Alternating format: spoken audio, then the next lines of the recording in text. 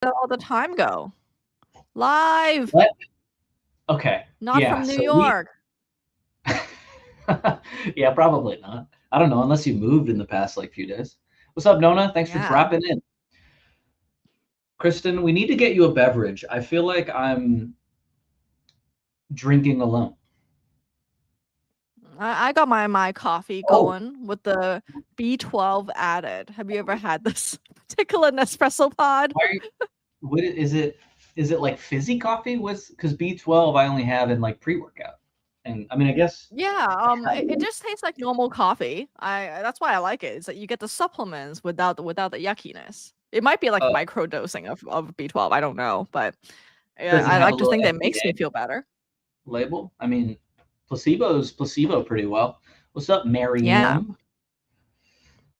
Actually, Maryam, how do you pronounce your handle? Because I want to go Mary Ams as like a thing, but now I'm looking at it. I'm like, is that a last name? I don't even know.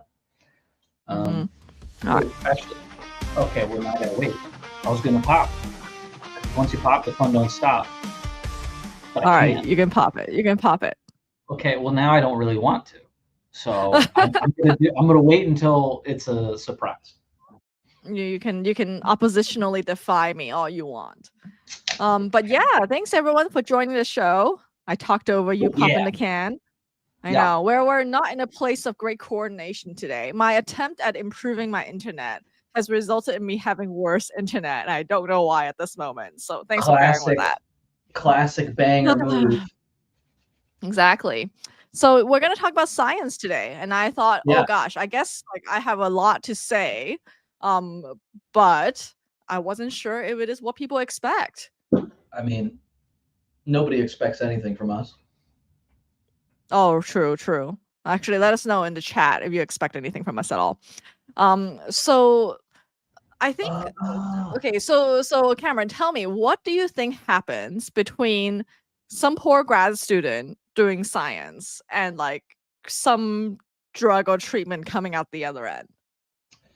I think probably minimum 2 years of sadness, and you combine those tears with a lot of pots of coffee, and you Mhm. throw in some centrifuges in there, and Mhm. at the end of it, you have some data that somebody who's a fast talker tries to convince some investors to spend money on, and then eventually you can charge $10,000 for a vial of it. That's what I'm assuming is happening. Oh, that's actually pretty close, except make that like at least 5 years, 5 to 10 years of sadness Brutal. for the grad student. Oh, I forgot to say, That and the is grad student remarkably gets none close. of the money, Hmm? right? I forgot to say the grad student gets none of the money. Correct. Ma- Maryam is one word. We just found out. Okay, so Maryam. So Oh. I'm like that is how you say it. And thank you. I appreciate that you appreciate my shirt. This is my science Mhm. shirt. If you didn't know. How do a bunch of kitties in a self cut off sleeve shirt relate to science? Okay, don't appreciate the dig, but I Well, mean, it was if you're gonna do, factual. You literally just told me that you cut the sleeves off yourself. I didn't like the tone, Krista. I didn't appreciate the tone. It's my science shirt because how else are you gonna stave off the sadness? Oh, that is true. I did have my cat shirt phase during grad school too. Indeed, save off the sadness. I already forgot about that. You're bringing up all sorts of trauma. We have bad So like coordination, but also great coordination. we do. So like I remember like when I was a kid, I was literally a child when I was doing science. I think that's one thing people may not know is that I went to college relatively young. I was one of those kids. Um Oh, how young? How young? so by the time I was a junior, I just turned 17. So Bro, I think I no was a way. little bit younger. Yeah, You and were I a graduated when I baby. was 20. I was one of those people, yeah. Yeah, one of But it's those okay. Don't like worry, everyone. It has caught up advanced, since then. competent people. No, no, no, no, no, no. No, this is a cool bit of Kristen lore where All right, all right. she's been at the game longer than any of us. All right, please continue. Sorry for interrupting. I'm not sorry, but Oh no, we're working on bits, so please please think of more bits. So Doogie Howser here, was in a lab since she was a child. what kind of lab? What happened was it was one of my first days arriving in America. It was actually one of my first days arriving in America. I didn't know anybody, and I happened to Okay. sit next to this really nice person who became my friend who was like, "Hey, I work in a lab. Would you like to see it?" Hell, get you. And I pretty much went in there and started working there right away. So I was working in research since I was like, yeah, 17 years old. And like yes, your reaction is really funny to me. You look like a chicken for a Sorry, second. we got our first LinkedIn comment. This is very exciting. I'm very excited about this. What's up, Carlos? Yes, that is one of our friends from Farcaster, actually. On LinkedIn. Um, Love that. yes, on LinkedIn. Very Okay, so nice. Thank you were you so recruited much to for work. doxing yourself. I would not You were dox your username. So you're recruited for child labor in a lab. Please continue. Correct. Yeah, so I pretty much like, worked in the lab from the very beginning. And I and I didn't know what else to do is what happened.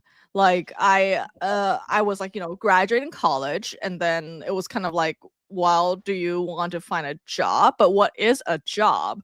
I don't think I had like and especially if you go to science, like if you graduate with just a bachelor's, it's really rough. You end up in a technician kind of job, and you actually Right. don't, it's really hard to have career growth prospects. So you pretty much have to go to Terrifying. grad school. Yeah. Yeah. So then I did not know that, oh, that means you're signing up for an extremely like low wage, like below minimum wage job for like another like 5 years. Yeah, indentured So servitude. exactly. And especially as an international student, like you don't really have a choice, because if you don't get like something right away, you would just get kicked out of the country. So you're under that kind of pressure. Right? Like, and Nightmare. that's why a lot of like scientific discoveries are built off of, yeah, like you said, well, it is indentured servitude for a lot of folks. And Yep. it depends on whether you're lucky enough to have a good advisor. And that's another thing that like when like, younger folks reach out to me about like, oh, I want to go to grad school. It is the same luck. mistake that every grad student makes. We will all go, we want to study something cool. Like, we're all in it for the science. And then we will tell them, all of us, we will tell them repeatedly, don't pick an advisor based on the science, pick it based on their humanity. Like lots of these advisors will put you through a meat grinder because you are like, disposable. Like there's Yeah. always another grad student, and then they Right. will not allow you to graduate. They will hold your degree over your head until you get the research that they want. So it's an extremely threatening environment for a lot of people, and a lot of advisors are not good. And like, So I was really lucky in that I did have a good one, but even then there's a lot of drama around that. okay. So I have, oh god, I put some stuff on my head. I have a kind, I can relate a little bit.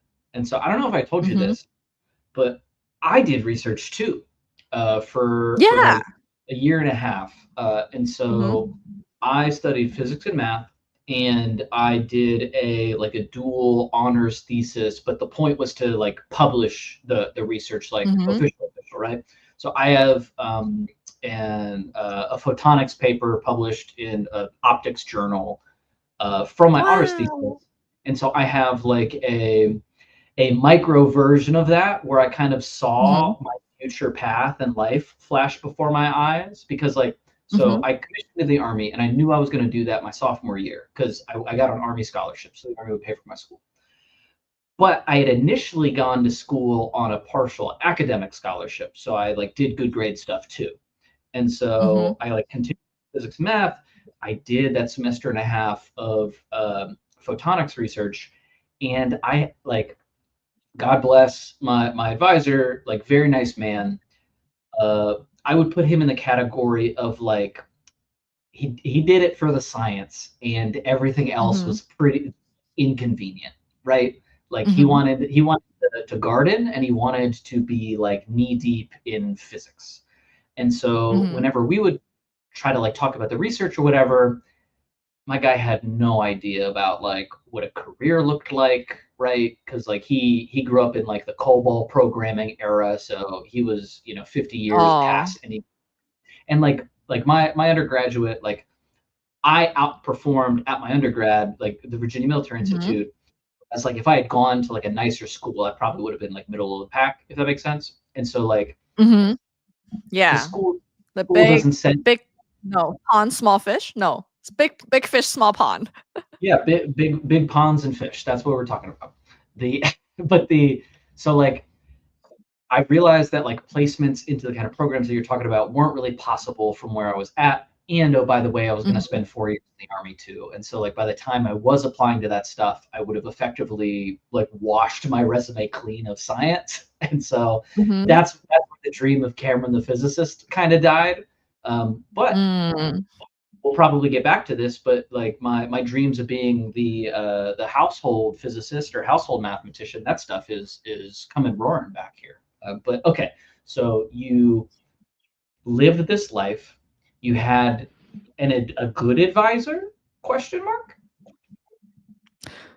He he cared. I think like that is something that like is not a given like Yeah, for for most sure. people. Like I Definitely a I plus. was the first to finish my program in my year. Like I graduated on time. So Okay, which so was like 5 you years. started early so you could graduate I on time, started um or did you no, graduate? like I just happened to be young, and then like I also started like I did it relatively fast because I actually had like I was with another advisor who was not so great like for a number of years before I lined up with a good one. So like Mm, in a way, although I was in my program for 5 years, I like got my yeah, yeah. PhD in even shorter time thanks to him. Okay. Um, but like it was a really like codependent, bizarre relationship in retrospect, and I Yeah. feel like now that we've both grown up because he was a really young professor too, and it was his first Uh, time being a professor, so it was kind of like a very strange like sibling-ish relationship I had with him. Interesting. And And this like wasn't the guy who yeah, recruited you or girl. I don't know who recruited you. um no, no, no, Okay, that was a friend. You got this mhm, advisor, and then you got this yeah, kind of codependent relationship. exactly. And so like it was really crazy. Like there was a lot of drinking, a lot of like you know Party Kristen. just crazy party Kristen. Yeah, it was during that time. And again, like in retrospect, I feel like that wasn't something that like I'm like that was a really unhealthy lifestyle I led for quite a number of years, you know? So I feel like Interesting. there's these like little details that is kind of lost, but it's and the reason why is because like the academic like training system is just so like outdated compared to the available funding for research, in Hmm. academia. So which So, creates all these sort of like weird pressure cooker scenarios for everybody. so dirt hippie here has some thoughts on Hmm. like what's missing from school in general, and it's like it kind of comes down to this space for exploration. Do you feel Hmm. like you got any of that during your time? Actually, what can you talk through how far you went, and then maybe we talk about the Hmm. like what happened? Yeah, so I did get like snippets of that, but my memory is probably very rosy glasses because it's been so many years since I did it, you know. How many? How many years? But at the time, I did not feel like I had any of these like exploration, interest, talent, vocation. Yeah, that wasn't happening. But yeah, I graduated with my PhD. I in the end, like I did do a postdoc, which is something like you would do if you want to become a professor, is you essentially have to do another body of work, um, in order to show that you know how to do science and publish even more. Okay, So then and that I did how that many for years like did that 3 all take? years. Wait, so you did a postdoc too? Yeah, I did a postdoc too for 3 years. Okay, so 5 year undergrad, Mhm. and Oh, no, no, no. then The like I did like a normal undergrad for 4 years. I was by the okay, time I great. graduated undergrad, I was 20. By the time I got my PhD, I was like 24, 25. Okay, And so then I another did four another years. 3 years of postdoc. So 11 years of being a freaking nerd. That's crazy, Kristen. Yes, and I continue to be a freaking nerd here. Like, there's no discontinuation of the nerdery. But a specific brand of hard drinking, hard sciencing nerd. Yes, which is What? not that unusual for grad student life. I don't know. Is that true in the army? Like, is there hard drinking? I mean, I I don't mean, know. Are you even allowed to say? oh yeah, 100%. Like stereotypically, military folks are, as a rule, alcoholics. Uh, Oh, because you get drug tested regularly, so all you can do is drink. And so there's not even like an oh, off ramp of like people that smoke weed or whatever if they're not like getting rowdy. But like especially within the infantry, but like all parts of the military are generally this way. Infantrymen are basically criminals, and they have a limited amount of no. For Kristen, who signs up to go shoot people? Basically criminals. Like I well, love I this guess this makes sense. So youth crime Cameron was actually joining yes, the other youth crime people. yes, yeah. I mean, and ask any infantryman, they'll basically agree. Like and also, by the way, there's like this mentality about the military where it's like much closer to chivalrous knights, when the reality of Mm-hmm. like the reality of the military is you never want to fight a fair fight. Like that's like the mentality. Why would I fight a fair fight? Stupid people fight fair fights. I want to fight fights where I'm gonna win and none of my friends die. Period. Full stop. Anyway, we're all alcoholics. Basically, anytime you get released for a weekend, you have what's called a safety brief. And the safety Mm-hmm. brief is done by usually the senior sergeant, like the first sergeant of the company or like the sergeant major of the battalion. And they basically Mm-hmm. say, don't get anyone pregnant, don't go to jail. And if either Mm-hmm. of those two things happen, you better freaking call us so we can help you not go to jail for real, for real. Mm-hmm. Uh, Mm-hmm. and so, like, yeah, no, infantrymen are criminals. Ask any of them; they'll basically agree. And yeah, I mean that's the army banned soldiers from going to Juarez in El Paso because of this. Because they go to El Paso, they drink 50-cent beers, and guess what? They get into fights, and then they get into fights with the cartel, and it's like a whole problem. Anyway, Oh, that seems oh kind yeah, of dangerous, actually. we're criminals, Kristen. I'm telling you, like Oh, you oh, you're but you're supposed all to like run to the lovable sound of little danger. criminals. Like you're supposed to run to the sound of danger, and drinking on the weekend is kind of practice for that. Okay, Oh, okay, okay. That makes let me. sense. Yeah, So, but here's the thing: as a result of the hard drinking, there was like helpful what's your drink scientific of choice? discoveries Yeah, yeah, yeah. at the time Yeah, or right now. both. So there was like a lot of good old cheap beer like blue like Blue Pabst bourbon, that kind of thing, like, and then like there's also a lot of vodka that you would drink directly from a test tube. There's a lot of I was gonna, shenanigans. yeah, yeah. We gotta get you some test tubes for your background, I think. No. Why not? That's like so poser. That's so poser. It's not a poser. Krista, you did it for 11 years. You're not a poser. Fine. Well, before the Chat, show tell started, Kristen I was she's not showing a Cameron science what I want poser. to put up. But Yeah, what about fishing poser? I think this is more indicative of what I actually spend my time doing these days. you are more than your Whole most bunch of recent hobby. Your recent hobby is yes. also you, but like your the vast and varied complexity of your life is also you. And just because it's an old version of you doesn't make it any less valid, in my opinion. Obviously, I You're fully understand better that. about decorating using your past. I feel like this is like my like psychology of wanting to erase my past, hence the void in the Ay, ay, ay, background. ay, ay, ay. Kristen, All share right. your innermost Mhm. thoughts with us. We're trying to put it on the internet for likes and views. Exactly. Well, I mean, well, that's why I share my innermost thoughts with the internet, right? It's like if only when I was a grad student, someone was telling the truth about their experience, or else it's like we were all suffering somewhat alone, you know? Of course, we had like our like, classmates and things like that. But it's sort of like the intensity of what was happening is never really shared. And it's like, especially if you want an academic career, like you can't, diss your professor or like talk about indentured servitude and things like that. You'll be Yeah. screwed. So I feel like in that sense, I wish like people know more about it as they were getting in. I think kids these days are smarter. Like now they like back in my day, like if you didn't get an academic job, it was called alternative career, as if you failed. Like if you get an industry job, you fail. Yeah, like Look at you're laughing, but like that is the no, that's a norm. nightmare. No, Whereas, I'm laughing because I know right? exactly the energy because the army has the same thing. Oh, you're right. Like, Like so is it if because like you don't work in the army now, you're on an alternative career?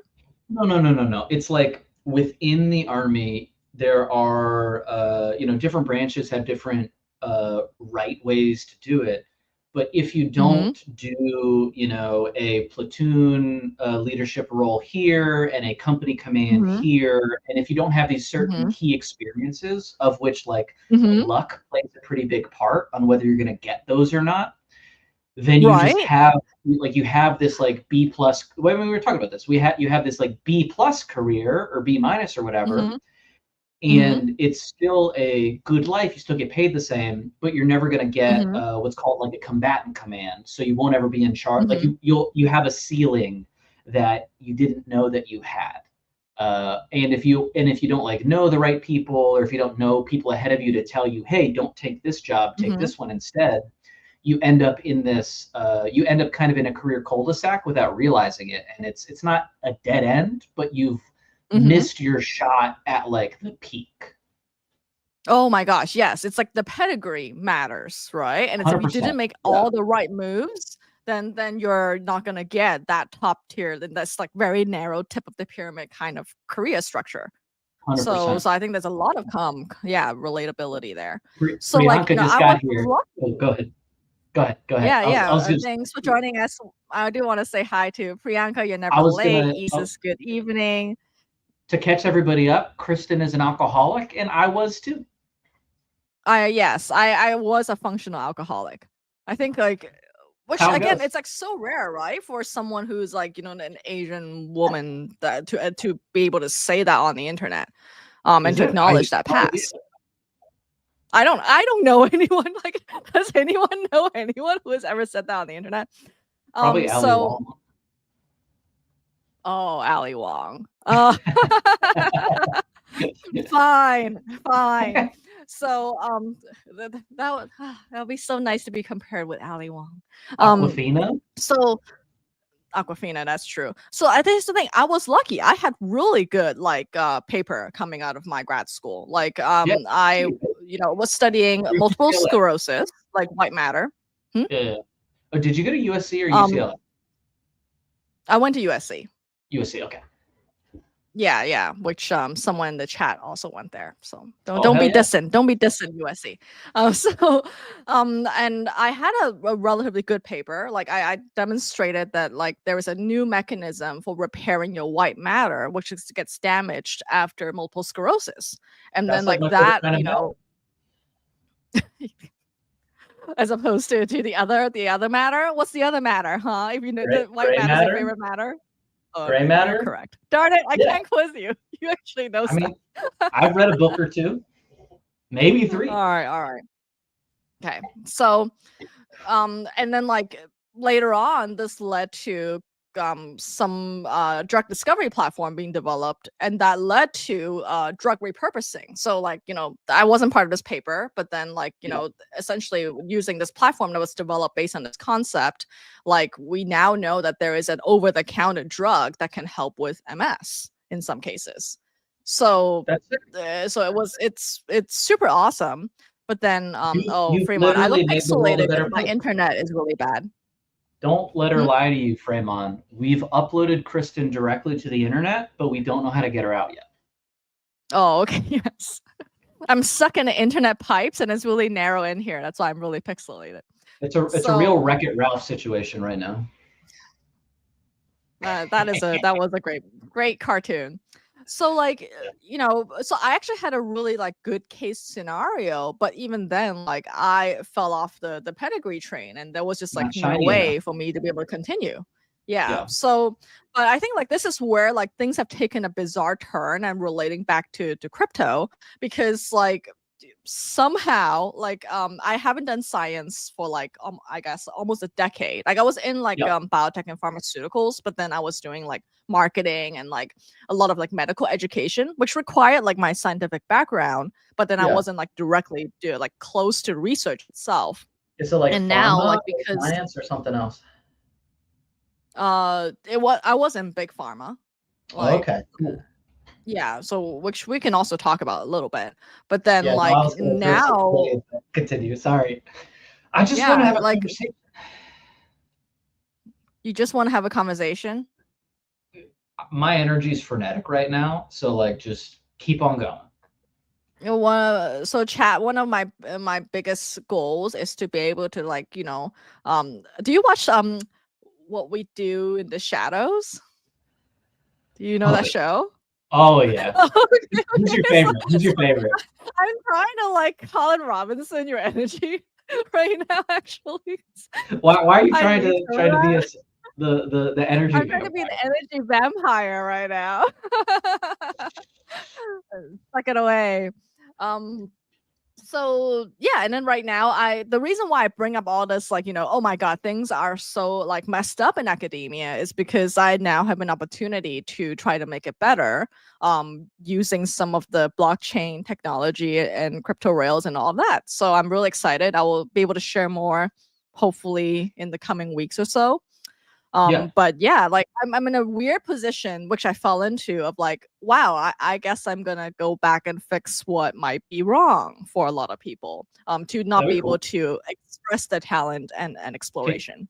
can you make that like tangible? Is it like a Mhm. funding problem? Is it a science problem? Is it a like coordination problem? What's the deal? It's a funding problem, coordination problem, and status problem.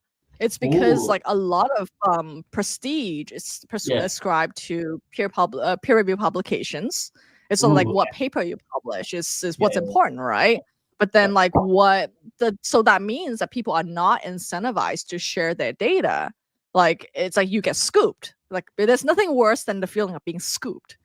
So Wait, what that is in a scoop? way Is someone published before you? Is that what someone that else means? publishes before you. Yeah. Yeah. What a That's that's the worst possible thing that can happen to you I in have so many research. opinions on that. So please continue. Right.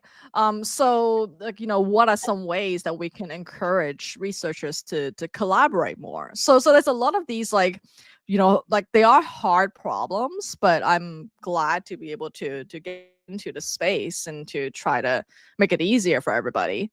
A lot of it is like operational, to be honest, but I think that's the what I always like to say is like the hidden good work is usually paperwork that someone else is doing for you somewhere in the world. Okay. Interesting. Mhm. All right. So I'm a big fan of, I'm going to butcher the name, but I think it's Adam, yeah, Mastroianni, right? And so I sent Mhm. you some of his stuff the other day. Yeah. Have you ever Yeah. seen his work before? See it, Fremon. Um, Uh, thanks for sneaking in. Um, yeah. I have not. It was my first time reading his newsletter. Okay. So he is in, or was in, I don't know if he still is, was in the middle of your kind of arc where he was doing Mhm. his PhD in psychology. But he Mm. wanted to bring a much more scientific approach to psychology, which is often kind of like ridiculed as the softer science, right? Yeah. Um, and so he wanted to like be like, hey, no joke, let's like do science. And as he like Mhm. dove into it as his PhD student, he might be a postdoc now, but he was just like, hey, most of this isn't science, and also we can't replicate a lot of it. And Yep. that kind of shook him. Mhm. Uh, and I don't know if he intentionally did this or he was just like using it as an outlet, but his experimental history Substack, is that's the name of it, has become, I think, his career path now. as Mm-hmm. opposed to doing the kind of traditional route that you talked about. I think that's really interesting and something that I've been seeing a lot more, but hope more science-minded, academic-minded people do. Mm-hmm. Did you read the Rise and Fall of Peer Review one or skim it? I did. I read it because I had written a very similar paper Yeah, before. yeah. You So scooped him. so I think this is where like there is this like blend of like the creator life with other modes of careers, right? Yeah, So for example, like Afrochicks has become like a self-sponsored athlete, like yeah. and a lot of it through like crypto support as well. So I think like this is the where like again like I wish more people do this, and I wish Mhm. that when I was younger, I just started being a creator earlier. But it's sort of Yeah. like you have this like pressure to like not make it about yourself, Yeah. like which is Yeah, I get actually that. a way to disempower you. So For so sure. I wish like more people would realize that, oh, like even if you're working for an institution, you need to reclaim your power through like making your own stuff and sharing it with the world, so that it would stick with you. Because what happens is oftentimes when you make something with an institution, like you have, once you walk away, you don't have any claim to it. Whereas like people who follow you like for your work, like that will stick with you. How do you square the circle of team effort versus taking credit for your part? Because that's like something a lot Hmm. of veterans actually struggle with a lot too, because like every Yeah. failure is yours, every victory is the Mhm. team's. It's like the mentality. So how do you personally square? Yeah. Oh man. Even as I was trying to describe like, what happened to my research, I was like, you can see I was like, and I wasn't part of that, and then, blah blah blah team. Like yeah, it's like a totally a fair thing, right? But what I didn't appreciate is that my experience is mine. And me sharing For my sure. experience is always mine. And I feel like that is the part where, again, like of course you have to do so within an NDA like environment oftentimes. So you have to be a bit like, cagey about it. But then I've seen so many people that are able to like hold down a full-time job and have a separate like creator Yeah. life. And it's sort of like, how do you make sure, like even when you're signing paperwork, like ask for exceptions, like ask for ways to build up yourself. Because and you can frame it as like, hey, I benefit the team if I'm able to reach a new audience, right? And Yeah. and bring more Yeah. attention to the work. So I I think think like these are like the little things where I see kids who do it nowadays. I'm like, oh, I'm so proud of them for realizing this the power it comes with. Yeah, I think you pointed out this out a little earlier. The secret ingredient for most of this is actually time. Hmm. Like, you Hmm. know, we have this mental model of a creator that's an overnight success, or, somebody that comes out of nowhere and they're like the science person or like the math person or like the, spectacle video person.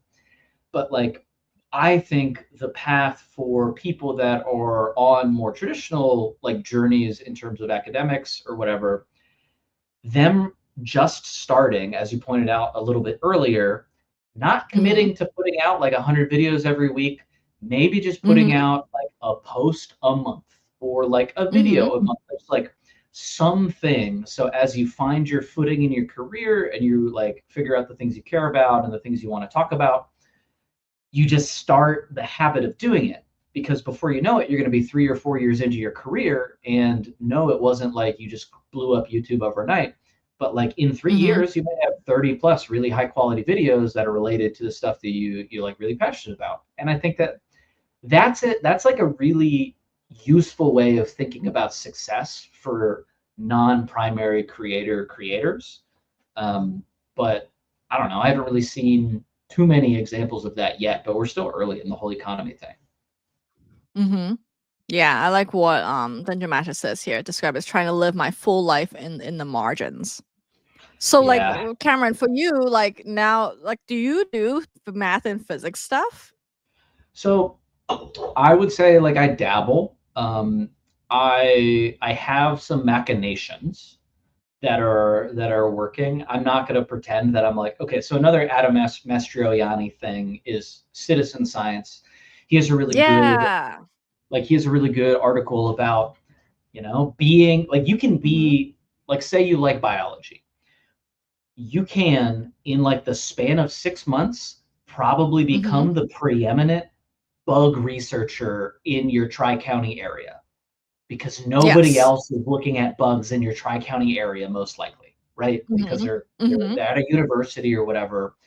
And so, like, that version of, oh, you can just like do science by yourself, that's really appealing to me.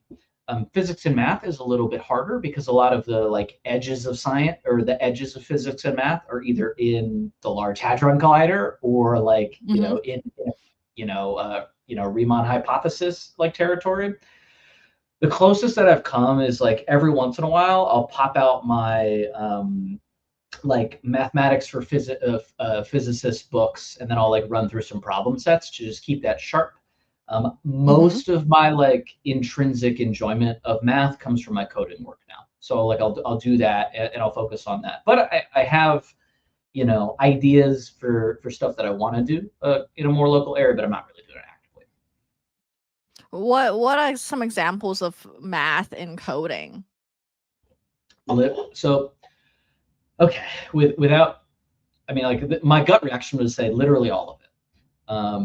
But a more concrete example is, okay, we have a bunch of data that we're importing for our creators that are on the Seymour.tv platform. Mm-hmm. There's a lot of different ways to pull that data or to like organize it, and we have to think about the database architecture and how we're going to search the database on like and efficiently get that, especially if we're showing a bunch of data on a page.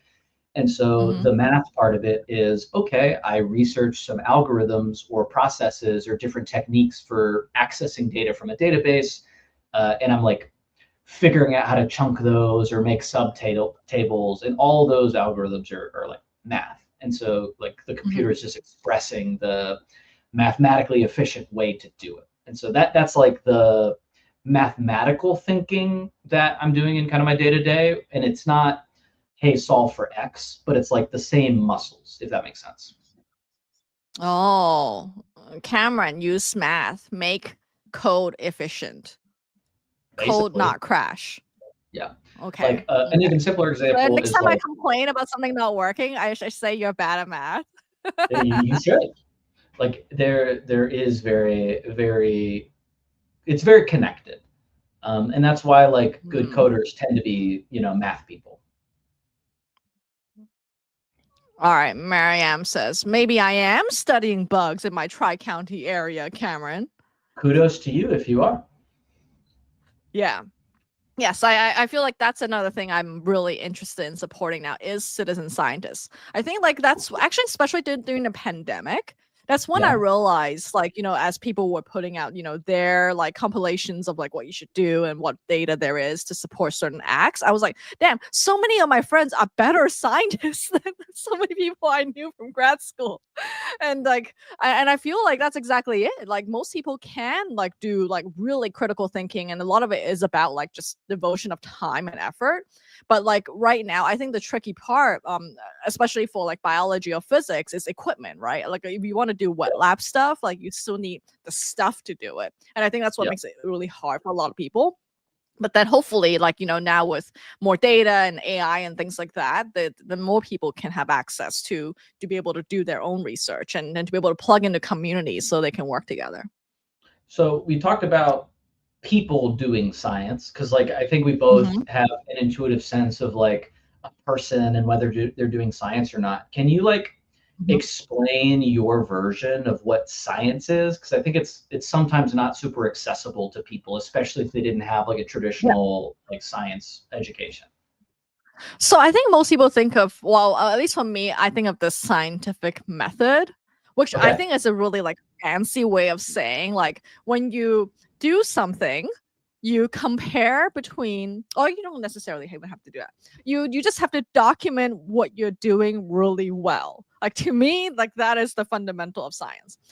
Because like the reason why I even backtrack about like comparing things, like you have one experiment and you have one control, is because like really fantastic characterization is some of the fundamental basis of science, right? For example, like Ramon Cajal, who's one of the, like, I'd say the first like neuroscientists.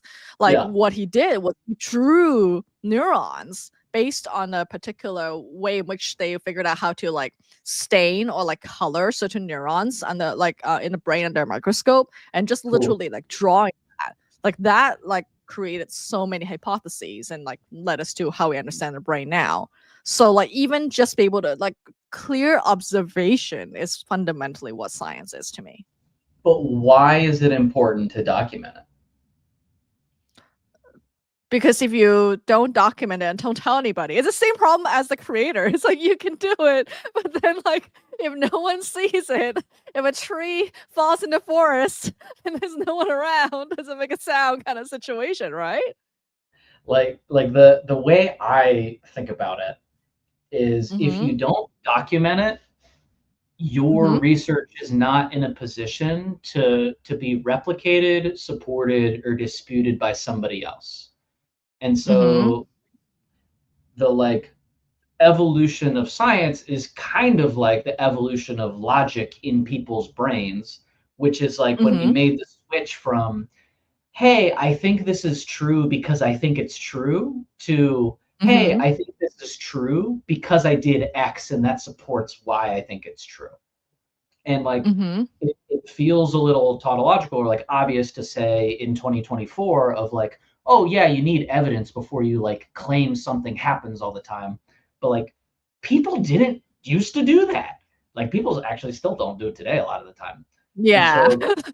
so like the key part of scientific thinking for me is, hey, why is this true? It's because I like did X and I had Y Mhm. result, and Y result supports the thing that I think is real.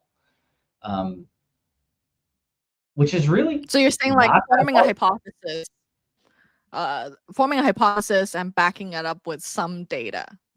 Yeah, as simple as that. Like hypothesis is a big Mhm. scary word for like, hey, I think this is a thing, and then you prove it or you like disprove it.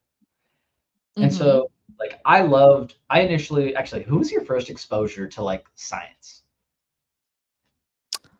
Gee, what came to my mind is like Bill Nye or someone like that, but I'm wondering if And I know something earlier. Maybe like Doraemon, like the anime, had some oh, scientific components. interesting. Oh yeah, like something gets like spilled in a lab or whatever. I don't know what No, they had Doraemon like is, a but I know Doraemon anime. had Yeah, Doraemon is a robot cat sent from the future by the grandson of the main character, because the main character was so lazy that led to the downfall of future generations. And the grandson was like, Ooh, "Screw this! I'm sending back a robot cat in order to help my grandfather not be a loser." So honestly, that sounds like my sweet spot. but they had like these like spin-off cartoon, like a manga, like comic series that were like about education. So I remember there was one that's about Oh, like science and things like that.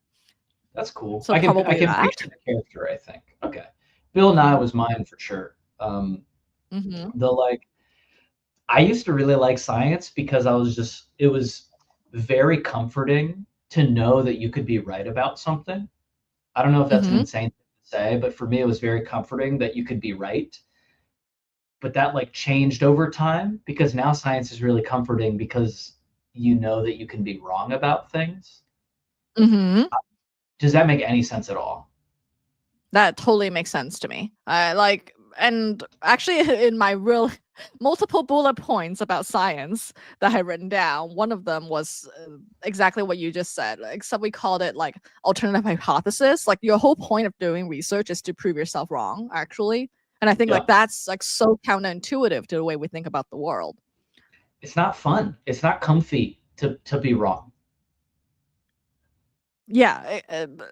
So even if it costs, it means that by being wrong, we're closer to the truth. Most of us will Yeah. not do it. I I love that though. The what what part of scientific thinking do you like bring into your current life? Obviously, you're doing like real science funding stuff right now, but do you take Mhm. what you've learned or like how is it part of you or have you like fully left that behind like your empty wall? I've been told that like I don't I cannot ever leave it behind. Okay, I think that sounds like a threat. right, it's like it's always within you. Like an evil, like an evil you can't get rid of. So I would say like my most frequent use of signs is in the kitchen, Oh, like when I'm chemistry with cooking. yeah. Yeah, or like, as you're playing with sous vide and you're managing temperature. There's a lot of things that are very similar to what I used to do in the lab. So in Mm, that sense, it's still a very practical skill to have. gotcha. Interesting. Yeah. Interesting. And I want to say like, like that's the other thing is that like science seems really like logical. Oh, here's something that I still have to do. Like you would think that like it happens where you find a discovery and then you just report it as objectively as possible. That's totally not how science works. It's all marketing. So like that's a lot of like spinning the scientific story so that you can convince people of the importance of what you discovered. So like in that sense, like yes, I have to use marketing skills for the show, for everything. That sounds And bad. that's it sounds bad, right? Like I know Yeah. it's just one of those things where you can have context, but in reality, like there is almost no such thing as a pure fact once the average person sees it. There is Okay. always some spin to the story. So what about But that's that just feels reality. that's a what? That's just reality. Mm. Is that the reality of scientists? Is that the reality of the incentives? What is the reality? There. Sorry, I'm drunk. The reality is that if you want another human to care about what you're doing, you have to tell them a Mm. good story. Mm. Like we're not moved by facts. Yeah, that's As you can true. see from the way the world has operated in the past few weeks, we are not moved by facts.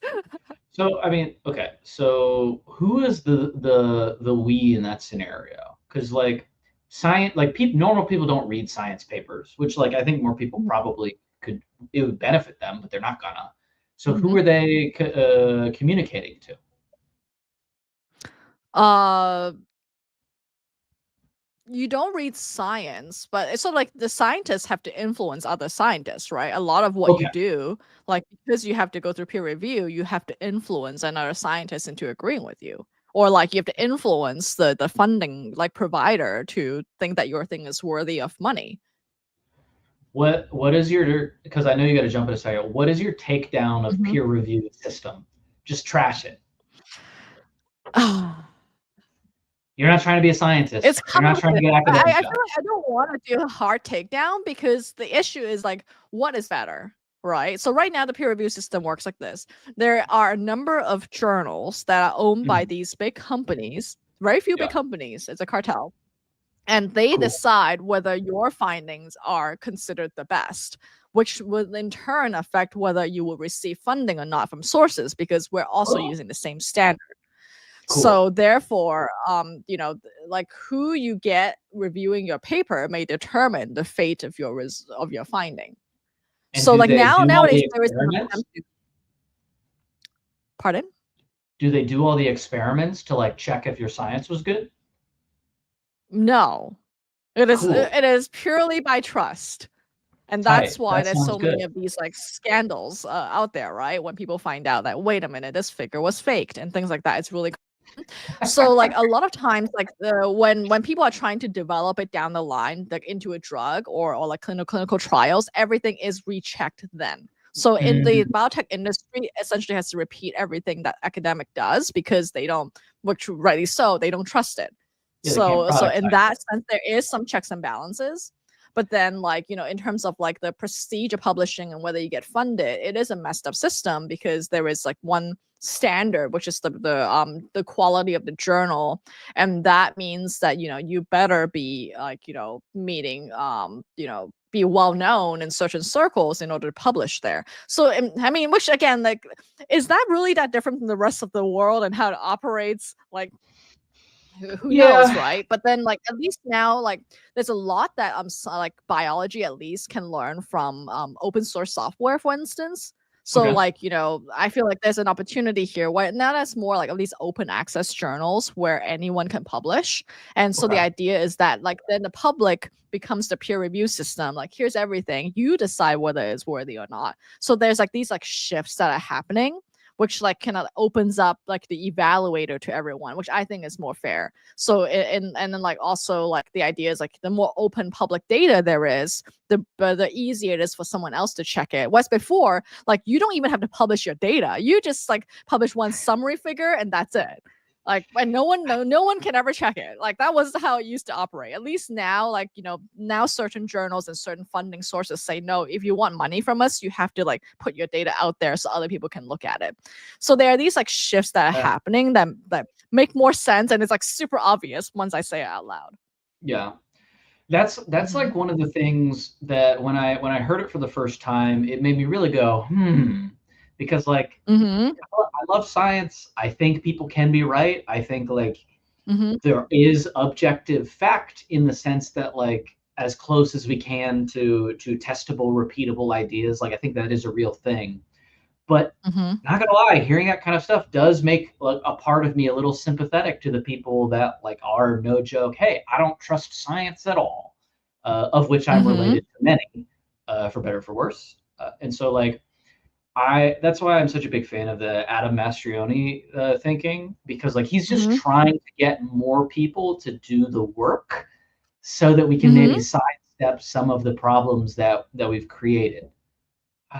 I just want Exactly. smart people to be more like honest and rigorous. Is that so much to ask? It is. And with that, I gotta hop off for now. But Cameron will be I'm hanging here out. to talk to you. I'm Okay, hanging out, hopefully y'all. I will Drop not stuff in end the this chat. room by dropping off. I mean, TBD. We'll see what happens. All right, y'all. This is the Cameron Show. Kristen's out of here. We can talk about whatever we want for the next 10 minutes. If y'all don't have any suggestions, I'm just gonna All right. So this Adam Mastrioni guy, like seriously, check him out. If you like reading, I mean, if you don't like reading, don't check him out. But he has another article, which we didn't talk about, called "Science is a Strong Link Problem." Let me know if y'all have read about strong like that read this post. I'm gonna see if I can drop it in the chat. I think YouTube scrubs these links, but we'll see. Strong link problems are like problems that the best thing is the most important. Weak link problems are where the worst thing is the most important. And so if you read this post that I dropped into the chat, weak link problems are kind of the things that we wanna cut off the worst case scenario with it. So he'll bring up the example of like food safety. It doesn't matter if we have the best food in the world if 1 in 100 meals that you eat could kill you, right? Because like it's much more important to not die so you can eat another 100 meals than it is to have the best food in the world. For most people, if you're a true connoisseur of the gustatory arts, maybe that's not the case. But I would argue that like I agree, having food that won't kill you is more important than having the best food in the world. Science is different. If you had everyone in the entire world doing science, like trying to, discover things and learn things about the world, the only thing that matters is if the best scientists come up with the most interesting results that like push our understanding of something like further. Madame Curie irradiating herself for the sake of science is way more important than the person that like does middling research about radioactivity. And so the fact that science is a strong link problem leads to the conclusion that you need to increase the variance of science. That doesn't mean you need to do testing on people without doing your prep work so that they like die a lot more, but it means that you want to, as like a field, increase the variance of the participants and of the experiments that they're doing so that you get a bunch more stuff on like the standard deviation, like out to the side where, hey, this is a brand new frontier of stuff. And that's really, really cool because not a lot of problems are like that. Like a lot of the time it is really just about minimizing the downside in the scenario. Most of your daily problems are like, hey, how do I not get fired at work today, right? But science isn't like that, because it just doesn't matter if 100 people don't get fired. If one of them discovers the electricity, dope. Like, that's a way better world for everybody. That's another thing that I think we don't talk about enough, is like how important, or like how good people are at copying other people. And so like the real power in science, for me, and also I didn't drop this because I wanted we wanted the show to be like much more about Kristen, but I'll drop some cam lore that I don't even think Kristen knows. So I studied physics and applied math. I was the yes, dirty hippie. I am making a case for the importance of divergent thinking in science. We need more Doc Browns, right? From Back to the Future. Like, we need more people that are screwing around with a DeLorean in their garage and inventing time travel. Maybe not specifically that thing, but actually, no, screw that. Everybody quit your job and experiment on a DeLorean, because that would be dope. Because I want my hoverboard. It's 2024 and I don't have my hoverboard yet, and I'm bummed about that. People are good at copying other people. Inventions are often invented at the same time in different places, which is really interesting. Like, there's an argument that like you don't really discover things. Things appear at the time where humanity is kind of ready for them. The wheel is one big example. Empanadas are another example. Like, most cultures across the world have some sort of meat and bread pastry kind of thing, like meat inside of bread pastry. My favorite example of this is calculus. Leibniz and Isaac Newton both, oh man, if I screw up, it was Newton. I'm pretty sure it was Newton that invented calculus alongside Leibniz. They both invented calculus at basically the same time. They just like wrote it out in a different way. Leibniz notation versus Newtonian mechanics, Newtonian mechanics physics thing. Y'all, I'm really showing my ass here. I haven't really studied hard technical academic science in a minute. But anyway, so like calculus was invented in two places at the same time. And that's really interesting to me, because calculus feels like this world bending thing, right? It's like, oh, we have lines and curves and we have slopes of those things. And the slopes of those things also have slopes. And those come together to form like a structure for understanding mechanically how the world works. That's crazy. One, it's crazy that we didn't think about that before, but two, it's crazy that two people thought about it and figured it out at basically the same time. But not only that, like, you have these kind of like simultaneous discoveries happening.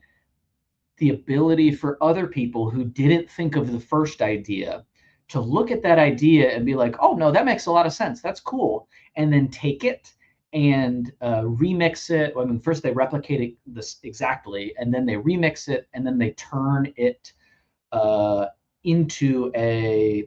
Did I just drop a tab? A tab of what, my guy? Like, it's fascinating to me how good we are at copying things. Like, obviously we see that in memetics online, where you take a joke and then it gets like remixed into infinity. But like, science works that way too. Technology works that way too. Which is why I actually think it's a lot less important to discover a thing or to invent a thing, and much more important to publish it. Because when it gets like published, not like necessarily officially in a journal, I'm kind of anti-journal, if I'm like, between you and me. Obviously, all my incentives are to be anti-journal too, so take that with a chunk of salt. But the ability for everybody in the world to look at this thing and then take their varied life experience and the nugget of insight that you had and turn it into something new, like, that's where most of the magic of invention happens to me. If we had a UBI, a universal basic income, would we see a dramatic increase in divergent ideas being applied? I think so. Translating that, if people had money and time, would we get better science, or would we get more interesting discoveries, things like that?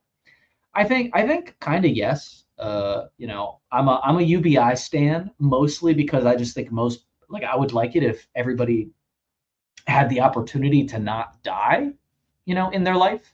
That seems like a good thing to me. The argument against UBI in general is it makes people lazy and, stupid and unproductive, but like most people already are like unproductive. And so, at the end of the day, I would much rather them not starve to death while being unproductive. That's just, the communist in me, I guess. But the value of UBI for people that wouldn't have had, like, it's for the people that wouldn't have had the opportunity to pursue something. I'm actually much more in favor of UBI in like the arts, because I think that those are much harder to make money. Like most science-minded folks can go work for a Lockheed Martin or whatever and come up with weapons and fund themselves, even if they don't want to. But I think a UBI for science would be really interesting. I think we definitely would get a lot more Doc Brown types of screwing around with DeLoreans in their garage. I also think we might get a lot more computational advancements, because if you look at, like we were talking about this earlier in the show, some science is really hard to do in your basement, right? This isn't the 1800s where you just get a couple, chemicals from the apothecary down the road and you mix them together and cool, you've invented mercury or whatever. Like that doesn't really happen as much anymore. And there's also kind of some laws against it, I think, too, depending on how your building is zoned. Computational stuff, the stuff that people are doing for free with open source software because they ran into a problem by themselves or whatever, like I think that stuff goes up orders of magnitude if people didn't have to make basic, like, rent money or whatever. And I think that's really exciting. I think I remember my first science project making electricity, almost went crazy, couldn't believe it. I mean, TBD. I have no idea if I'm losing my mind, y'all. Okay, so to summarize, I'm gonna speak for Kristen, and then she'll have to correct me if I say something that she doesn't believe. But just assume that she's endorsing everything that I say. 1, I had a lot of fun today.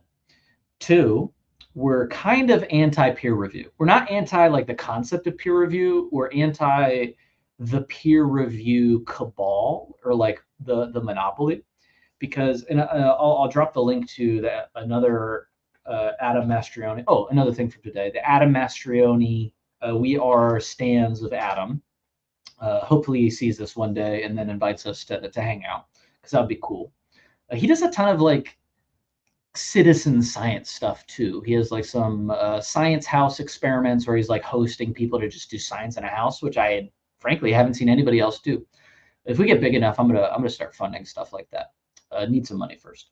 But he basically has like a takedown of, hey, we have this whole apparatus which is helping scientists select into status, like primarily status-driven jobs, based off of your undergrad, based off of your grad, based off of your research, based on what gets published, to turn into, the MIT or Harvard or USC or like these other like really nice schools. Like the whole point is to go work at this prestigious place, get tenure, and then screw around and do the science you actually want to do. I'm fully against that, because I think it is a status trap that takes you 15 years to like start doing meaningful work, when a lot of the most interesting ideas in science were like put forth by 20 somethings. Not everything. There's some really interesting data on the age at which interesting science was done, interesting math was done. Skews kind of younger than you think. But more importantly, it is a tragedy when really competent, excited, motivated, and like energetic people get pushed into a pipeline that is a bottleneck for their exploration of the world. Like that's a tragedy to me.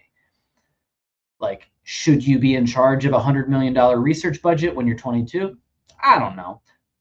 But I don't think you have to wait 15 years in order to even have the shot to do that. Like, I think that is also the wrong answer, except in the opposite direction, that makes somebody who is really competent and capable, like it limits their potential. And that's a real bummer.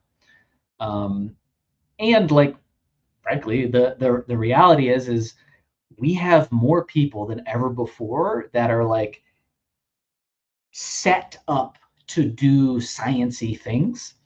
And we have not built a system that encourages that and like helps them do that in a way that empowers them to just like no joke chase whatever thread that they want to pull. And we have more people on the planet than we've ever had. We have more problems than we've ever had. They're different problems, right? But we're very quickly approaching existential society level problems. Like I got a lot of problems with Elon, but I think he's generally right about like, hey, we got to figure out what we got to do something, right? Energy generation, sustainment of population via food stuff, especially in nations that aren't as well off as like the US. And like I think the only answer is us discovering more things about the universe that we didn't know. Maybe taking down peer review system is that. I don't think it's 20 Teal fellows getting the hand of God, getting ordained to do whatever they want. I think it's like a grassroots, a bunch of people getting taken seriously because they're doing meaningful work in their basements, in their living rooms, just like putting in the work and putting out the results. I don't know, y'all. I'm pretty optimistic, but I think we probably need a few more optimists on the team for that optimism to get translated to reality. Thanks for dropping by. Appreciate your time. And don't tell Kristen what we talked about. I like this Cameron hour. I don't know. Maybe we do more of it. Maybe we do a Kristen hour. That'd be fun. Okay, everybody. Have a nice day. Thank you for hanging out. Bye.